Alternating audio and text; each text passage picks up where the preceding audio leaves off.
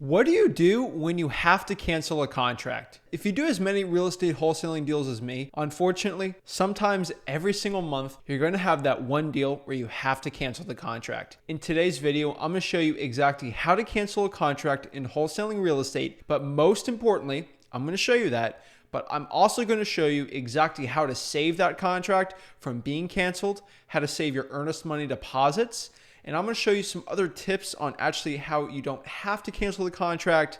And lastly, I'm going to give you the fail-safe worst case scenario if the deal is just not good, how you can still at least make $1,000 to $2,000 on every single contract that you have to cancel. So without further ado, before we get into it, again, canceling contracts, it sucks. I'm just going to be honest. When you get a deal, you get it on a contract, you get so uber excited and you're so happy to get these deals going. And unfortunately, something may arise with the property where it needs more work than you thought. The cash buyers are giving a lot less money than you expected. And unfortunately, some deals just suck when you put them on a contract, especially when you're doing virtual wholesaling. Maybe 20% of all the deals you just have to cancel and get rid of. When you're physically going to the appointments, I would say 5 to 10%. But overall, there's a certain percentage of these deals where you have to cancel the contract. So before we get into it, before I actually share how you can save these deals also, it's going to make you thousands of dollars. Please smash that like button and subscribe. Let's help this YouTube algorithm so we can help the Flip with Rick family here. So let's get into it. All right, guys. So we find a bad deal. What do we do? So let me give you an example of the last contract I unfortunately had to cancel.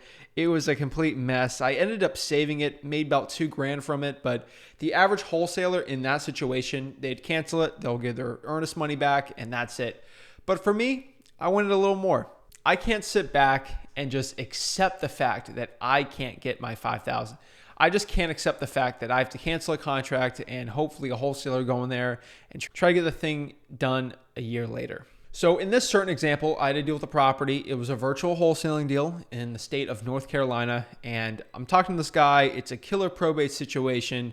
I'm so excited. I'm like, oh my gosh, I'm going to make $20,000. And unfortunately, I'm like, this is amazing. So I bring the cash buyer through and he goes to the property and he says, Zach, this thing is a complete trashed house. Like, I'm not going to pay you $80,000 for it. And actually, I put it under contract for about $90,000 and I was getting a quote for $80,000. So what I do next time a cash buyer gives me a bad price is I bring another cash buyer through. And that cash buyer quoted me $70,000. And I was a little utter shock that I was getting such low prices. I thought I had such a killer deal. I could sell this thing for $120,000, $130,000 and the plumbing was all bad. There's leaks everywhere. The roof was just caving in. It was a complete mess. And the seller really wasn't being that truthful with me. And honestly, he wasn't really near the property.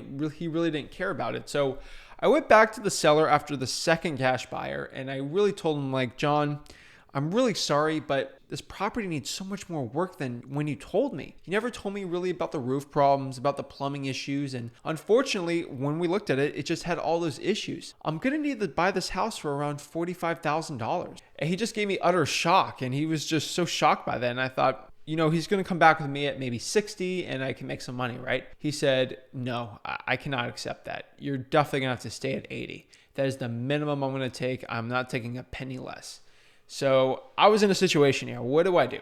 So the average wholesaler, they just cancel the contract and they get their earnest money deposit of like $100 back and they walk away. Me, I'm still trying to make some money. Come on, I worked way too hard. I put my blood, sweat, and tears into this deal, and I want to get my money, right? Like, that's the point of us wholesalers, right? So I go look at them, and I know if I bring another cash buyer, they're going to offer me maybe $75,000, and honestly, I'm not going to make any money from that. So I'm not going to take a penny less than $90,000. So basically, what I did was I reasoned with him, and I said, I don't know if I can buy that price since you're stuck at 90. And he said, well, there's nothing I can do about it. And so what I basically decided is I could either cancel the contract and that's it. So talked to my cash buyers. None of them wanted to go up in price. The actual seller, he didn't even want to take 75 or 78. So I at least made $2,000 from an assignment. He just said no to all of that. So what I ended up doing was said, okay, John, I can get out of this contract if you want, but what are you going to do with the property? And he just basically explained he'll put it under contract with another investor. And I said, I basically told him the whole loop-de-loop around with there. And he knew he couldn't do that. So why are you stuck at this number? He said, well, a realtor told me $120,000 is what I could sell it for. So I told him, you know what?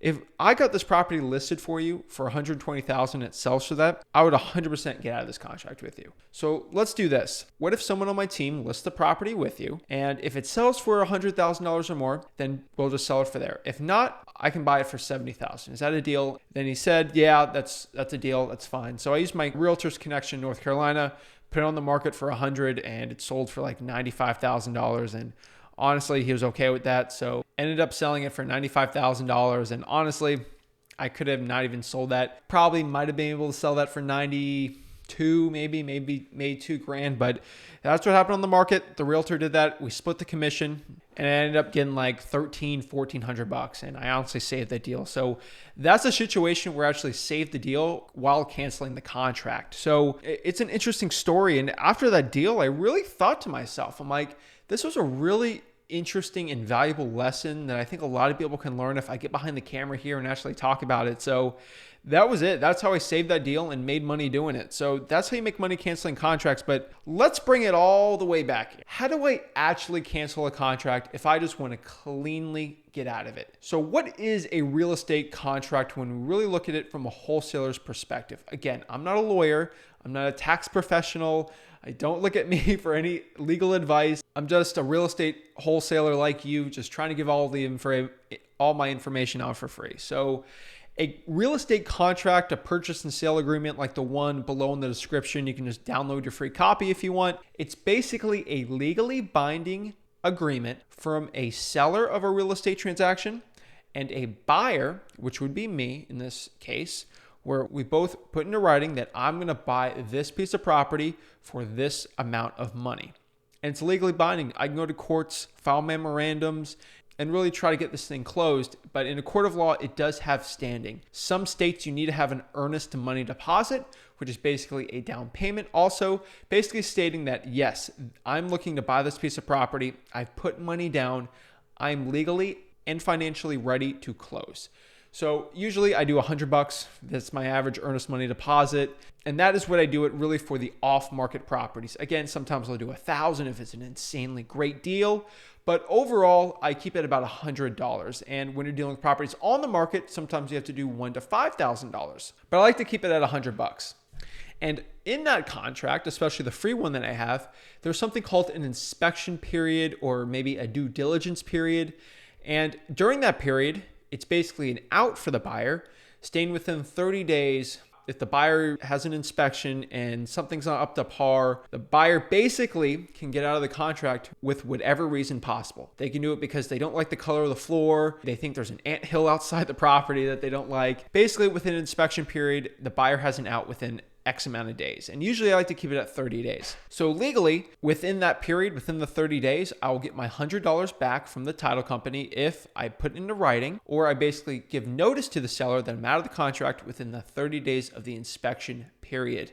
And that is the out for us. What if I get out of the contract on the 31st day? I'm going to lose my earnest money deposit. Now it's $100. Again, $100 is a lot of money. Even if you're a billionaire out there, $100 is still $100. You know, if you find $100 on the ground, you're going to pick it up. Even if you're going to give it to charity, you're still going to pick it up. It's still a pretty penny.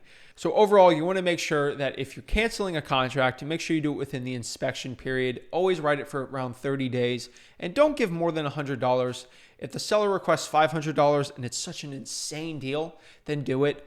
But, you know, when we start getting the 1,000 plus range for a wholesaling earnest money deposit, it's really not worth it. So that is the worst case scenario. The worst possible thing when you put a property under contract is you wait on the day after the inspection period and you lose $100. Not the end of the world, right? You didn't lose your fortune.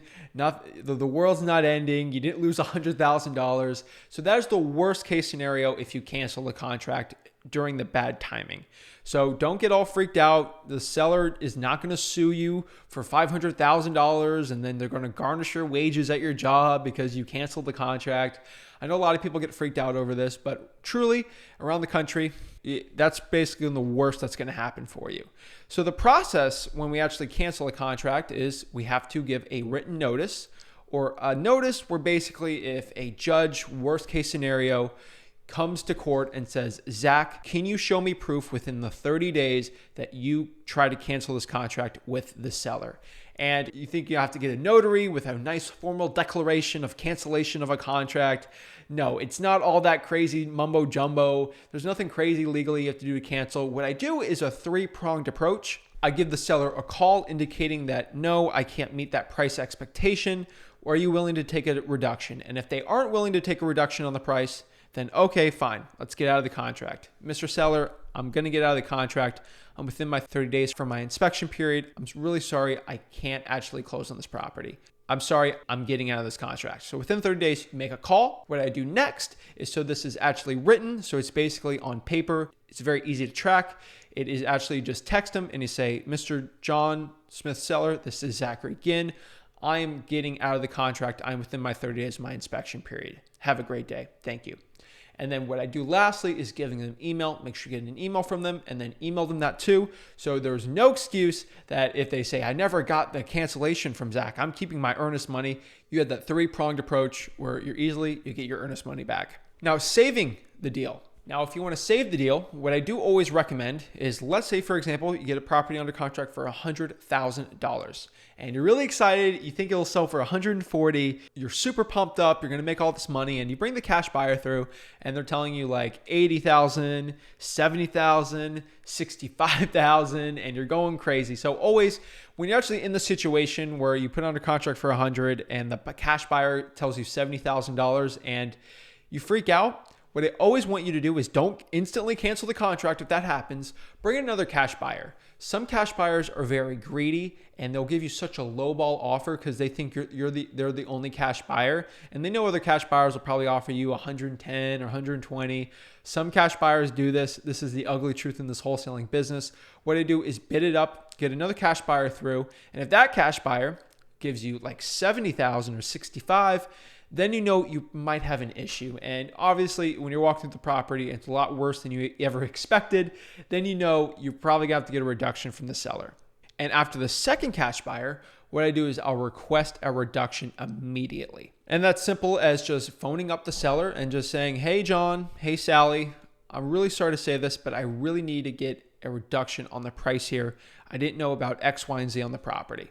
And I'd say about 60 to 70% of the time, if you have the correct rapport, you can easily get the reduction from the seller from there. And if they say yes, then you just get the reduction from the seller for whatever price you want. In this situation, I'll probably get it for like 55, sell it for 70, make $15,000. But if you're in a situation where they say no, what I would do is bring one more cash buyer through, say this is your inspector from the one last thing. And if they aren't really willing to give you a price, let's say 102,000, 103,000, then you know you got to get out of this contract. They're not accepting a penny less. Call back the seller and say, I really got to get out of this contract. I'm really sorry. And then you do the three-pronged approach on that. Then say, I still want to help you sell this property, and really deep dive into why their price is stuck at that. What if I could list the property for you? And if they say yes after that, which most of the time they actually do, find a realtor in your market and ask to split the deal with them. It can't really be a percentage, but it can be a flat fee. But 3% of $100,000 is $3,000 divided by 2 is $1,500. Some realtors are going to say, no, that's illegal. You actually can't get a percentage off of someone's commission. But what you could do is get a flat marketing fee. Now, again, I'm not a lawyer. Do not take me or whatever I say as legal advice, but you can legally do this as a marketing fee. But don't quote me on this. You're going to have to find an investor-friendly realtor that is willing to do this, and no, they won't lose their license from doing this if you do it correctly.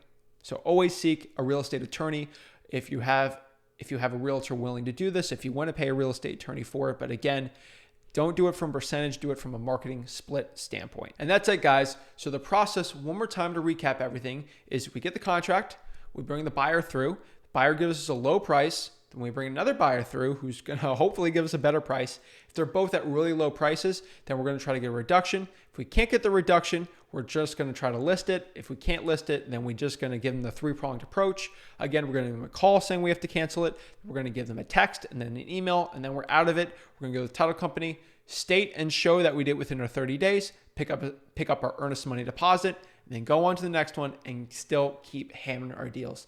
So that's it, guys. This is Zach Ginn again with Flip with Rick. I truly appreciate you guys watching this content. daily videos coming at you every single day this year. I'm so excited to keep bringing you this. And honestly, I just want to give you free, valuable content. So thank you guys so much. Again, smash that like button and subscribe. I truly appreciate it. Have a blessed day.